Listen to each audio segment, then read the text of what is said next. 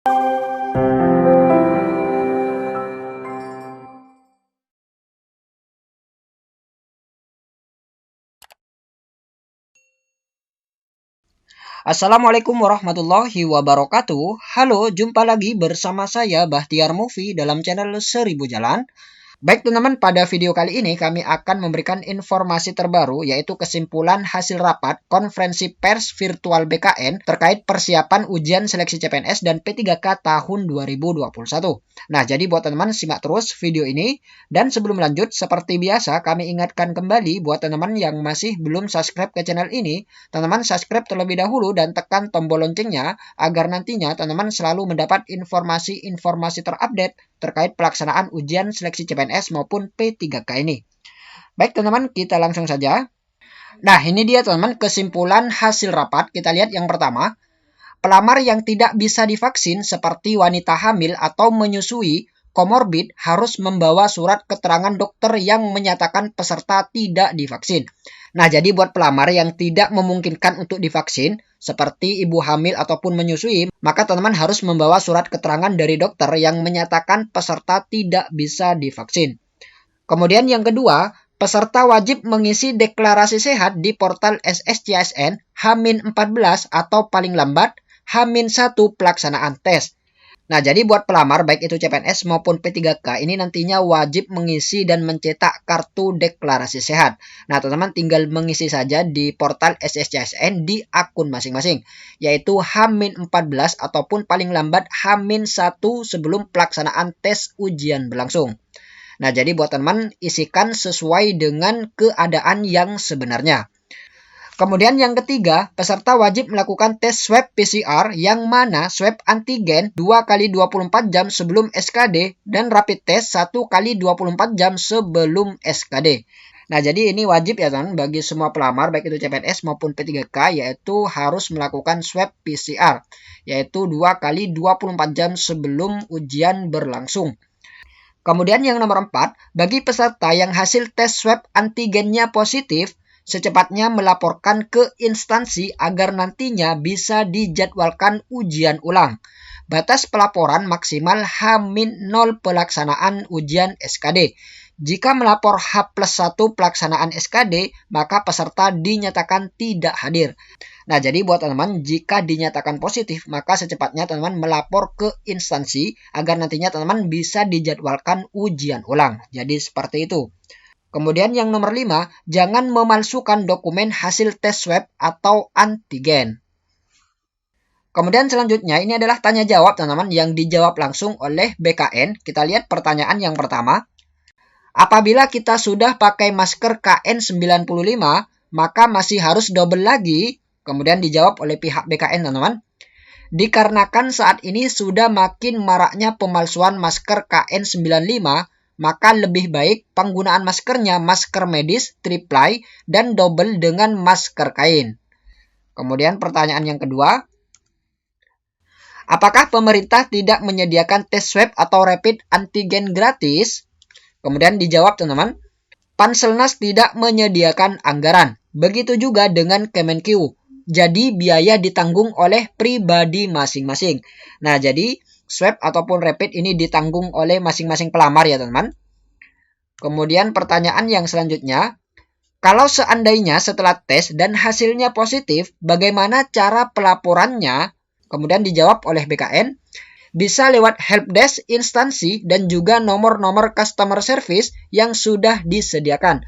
Maksimal pelaporan H0 pelaksanaan SKD. Jika H+1, maka peserta dianggap tidak hadir dan gugur. Nah, jadi perhatikan baik-baik ya teman-teman.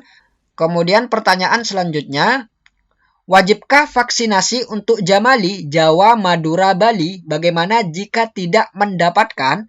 Kemudian dijawab oleh BKN, diwajibkan sudah dosis pertama. Instansi nantinya akan melapor jika terjadi kekurangan pasokan vaksin. Berhubung waktu untuk SKD juga masih panjang, bahkan ada yang SKD di bulan Oktober, maka peserta disarankan untuk mencari tempat vaksin. Manfaatkan waktu sebulan yang diberikan. Untuk orang-orang yang tidak bisa divaksin seperti ibu hamil, penyintas COVID sebelum 3 bulan, wajib membawa surat keterangan dari dokter yang basisnya pemerintah, bukan swasta. Kemudian pertanyaan berikutnya, bagaimana antisipasi calo apalagi di saat ini peserta semua pakai masker? Kemudian dijawab, di dalam sistem seleksi saat login akan ada face recognition dan itu 2 kali. Pertama di saat registrasi awal dan kedua saat melaksanakan ujian. Peserta nantinya akan membuka masker sebentar. Kemudian wajahnya akan dipindai. Ketika cocok, baru nanti sistem akan membuka atau pelaksanaan CAT.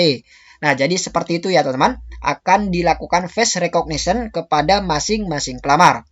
Ada beberapa hal yang mereka harus wajib untuk mengisi. Pertama adalah mereka harus mendeklar bahwa dirinya berada dalam kondisi sehat. Terutama selama paling lama itu adalah dalam kondisi 14 hari terakhir. Jadi mereka harus mengisi form deklarasi.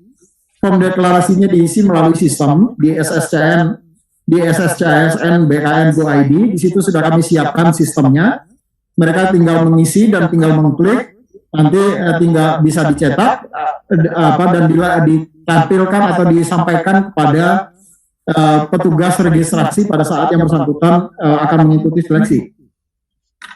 Kemudian ini kalau skenario awal, beberapa titik lokasi nanti yang akan diselenggarakan 3 sesi. 3 sesi itu akan dimulai dari jam 6.30 sampai dengan jam 8. Kemudian ada pelaksanaan seleksinya sendiri akan mulai jam 8. Jadi 6.30 sampai jam 8 itu lebih ke arah administrasinya. Kemudian pelaksanaannya sendiri selama 100 menit, lebih kurang 100 menit untuk pelaksanaan seleksi SKD-nya. Kemudian kita break karena akan ada penyemprotan disinfektan di seluruh sarana dan prasarana ruangan yang dipakai, termasuk peralatan yang digunakan. Itu akan ada penyemprotan disinfektan. Dan kemudian baru mulai lagi registrasi atau administrasi untuk sesi kedua. Dan seleksinya sendiri akan dimulai jam 11 sampai dengan jam 12.40, lebih kurang sekitar 100 menit untuk sesi kedua. Begitu seterusnya, nanti ada penyemprotan kembali selesai sesi 2, penyemprotan kembali, kemudian dinetralisir kembali seluruh sarana dan prasarana. Ini adalah titik lokasi yang diperkirakan akan bisa dilaksanakan 3 sesi, tapi kembali akan sangat tergantung pada kondisi di lapangan nanti. Kemudian wajib vaksin ini di daerah Jawa, Madura, Bali itu seluruh instansi itu harus segera berkoordinasi dengan Satgas COVID setempat untuk memastikan ketersediaan vaksin dan memobilisasi percepatan vaksinasi. Ini tadi juga sudah kami himbau kepada seluruh instansi waktu kami rapat koordinasi tadi pagi. Dan apabila ketersediaan vaksin pada H-3 itu ternyata tidak mencukupi, maka pansel instansi itu dapat memutuskan, tentu setelah berkoordinasi dengan kami di pusat, apakah peserta tadi wajib atau tidak wajib mengikuti vaksin. Kami tentu saja sangat mendorong bahwa prinsip utamanya adalah kita tidak boleh merugikan para peserta. Jadi ada memang kebijakan pemerintah yang harus kita penuhi, kita laksanakan secara bersama-sama, tetapi juga pelaksanaan agar upaya untuk mencegah penyebaran COVID ini betul-betul bisa kita minimalisir. Maka kerjasama dari semua pihak tentu sangat diharapkan dalam hal ini.